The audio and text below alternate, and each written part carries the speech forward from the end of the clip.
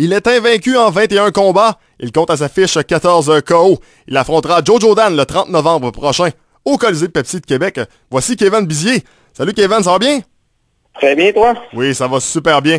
Je veux qu'on revienne tout d'abord sur ton dernier combat, une victoire par décision unanime contre Giuseppe Lori. Malgré cette victoire par décision unanime, on peut pas dire que c'est le combat que tu voulais vraiment présenter à tes fans en termes de spectacle. Est-ce que tu es quand même sorti grandi de ce combat? Est-ce que tu as appris certaines choses? Parce que normalement, on dit à la boxe que chaque combat, on apprend tout le temps un petit quelque chose.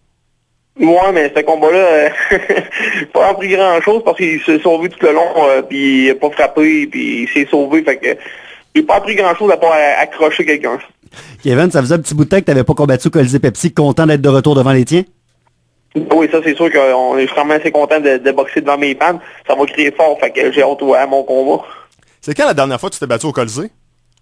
Ça a été il y a 2 ans contre Turner à Québec. Est-ce que tu es content de l'adversaire que ton promoteur t'a déniché? Ben oui, ça c'est sûr, un bon gaucher qui bouge bien. Il a un peu le style à la butée, mais regarde, j'ai hâte de montrer aux fans que c'est moi le meilleur. Là. Quelles sont les forces et les faiblesses qu'on devra surveiller pour Jojo Dan? Ben sa main gauche, il a une bonne main gauche au corps aussi. Il boxe bien, il se déplace bien. Puis c'est un gars qui lance beaucoup de jabs, une bonne petite main avant. Fait que regarde, moi je l'ai vu sur vidéo un petit peu, mais c'est ça ses plus grosses qualités. C'est un gars qui réside à Montréal. Est-ce que tu as eu la chance de peut-être le côtoyer un petit peu dans le temps ou quelque chose du genre? Ben pas beaucoup. J'ai déjà mis les gants avec quand j'étais dans les amateurs au début, là, mais sinon pas plus que ça. Pour l'emporter face à ce style de combattant-là, qu'est-ce qu'on doit faire? Ben on met la pression, on le pied en avant. Puis essayer de faire mal au début du combat, puis regarde, d'essayer de mettre ma main gauche, d'essayer de lancer la main droite au corps, puis après suivre avec un crochet de gauche, des petites choses de même là, qu'on pratique à l'entraînement. Tes meilleurs combats, tu nous as habitués à des guerres, ça a souvent été le cas. Avec Jojo Dan, est-ce que tu t'attends à une guerre ou au contraire, ça va être un combat vraiment qu'on pourrait peut-être qualifier de jeu de dames, de jeu d'échecs? Ben moi, je vais essayer de l'amener dans une guerre parce que si on joue à l'échec, il va peut-être gagner un petit peu là-dessus. Fait que je vais essayer de l'envoyer à la guerre au début, là, de faire mal parce que sinon, si on commence à essayer d'outboxer avec, c'est un gars qui est bon pour outboxer, puis à l'intérieur, il est un petit peu moins bon, il essaie d'accrocher. Fait que on essaye d'aller à l'intérieur puis de faire mal. Est-ce que c'est un gars qui est reconnu pour sa vitesse? Ben oui, sa vitesse, mais peut-être pas sa force de frappe, mais sauf que c'est un bon boxeur. Pour la suite des choses, est-ce que tu peux nous parler de l'importance de ce combat-là pour ta carrière? Ben là, si je gagne ce combat-là, je rentre dans les top 2 mondial dans ma division IBF. Fait que après, j'aurais peut-être dans 2-3 combats après, je vais avoir un titre de champion, peut-être une chance de me battre en champion du monde. Ouais, puis on parle surtout de Devon Alexander. Je comprends, regarde, on va se concentrer sur ce combat-là, mais quand même, quand on regarde la fiche des deux bonhommes, ça donne que les deux sont gauchers. Oui.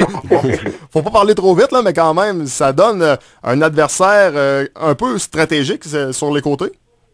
Oui, quand même assez pareil, mais regarde, il faut arriver dans ces étapes-là de pogner des gauchers qui sont bons, fait que c'est des plus durs, tu sais, c'est des boxeurs qui sont durs à boxer des gauchers, fait que surtout un style comme Jojo Dan qui se déplace bien. Mais regarde, faut arriver à des combats de même si tu veux grandir dans la boxe. On parlait tantôt de guerre, ça a l'air de rien, là, mais j'ai regardé le gala à date, qu'est-ce qu'on a proposé comme adversaire. Il y a beaucoup de guerres Montréal-Québec, je pense, entre autres à Didier Benz contre Éric Martel-Bawali. Dans ce cas-ci, c'est Kevin Bizier, le petit gars de Québec, qui affronte encore une fois un gars de Montréal. Ouais, ben un gars de Montréal, c'est plus un gars de Roumanie. Ouais, sauf que c'est un boxeur qui a fait sa carrière avec Interbox, fait que de boxer avec un gars qui a fait sa carrière ici au Québec, c'est le fun pareil. Comment se déroule ton camp d'entraînement jusqu'à présent? Ça va très bien, c'est dur, mais regarde, on souffre pour une bonne cause. Où c'est que tu t'entraînes? Est-ce que c'est du côté de Montréal? Oui, tout le temps à Montréal pour les sparring puis tout là, avec mon coach Marc Ramsey. Est-ce que Rémi est toujours dans le giron? Pas beaucoup, c'est plus les fins de semaine que je m'en vais que je redescends à Québec, mais sinon après je remonte à Montréal pour les sparring partners. Et parlant justement des sparring partners, avec qui tu t'entraînes pour qui ressemble le plus à Jojo Dan?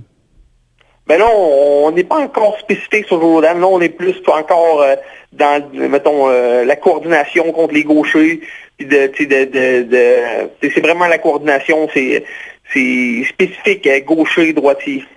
Comment tu vois les prochaines semaines? On est quand même à quelques semaines à peine de l'affrontement. Comment ça va se passer pour toi les prochaines semaines? Ça va être ardu. Là, on fait amener un gars des États-Unis, un sparring partner qui ressemble beaucoup à Joe Jordan. Là, ça va commencer à rentrer au dos, ça. Est-ce que l'adaptation au gaucher se fait relativement bien? Parce que c'est quand même compliqué pour les gauchers à la boxe. On sait qu'on doit complètement changer tout le jeu de jambes. Oui, c'est ça, c'est exactement ça. C'est pour ça qu'il faut avec la jambe en avant, le crochet de gauche passe moins bien, la main droite. Mais regarde, on est là pour l'instant, c'est comment c'est bien dans mon camp d'entraînement pour l'instant. Là. Les derniers mots, Kevin, je te les offre. Tu vas pouvoir parler un petit peu à tes fans en terminant.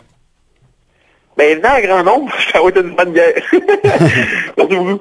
Je pense qu'on va avoir beaucoup de plaisir à regarder ce combat-là le 30 novembre prochain au Colisée Pepsi de Québec. Merci. Salut Kevin. Bye bye. Bye. Donc voilà, c'était le boxeur Kevin Bizier.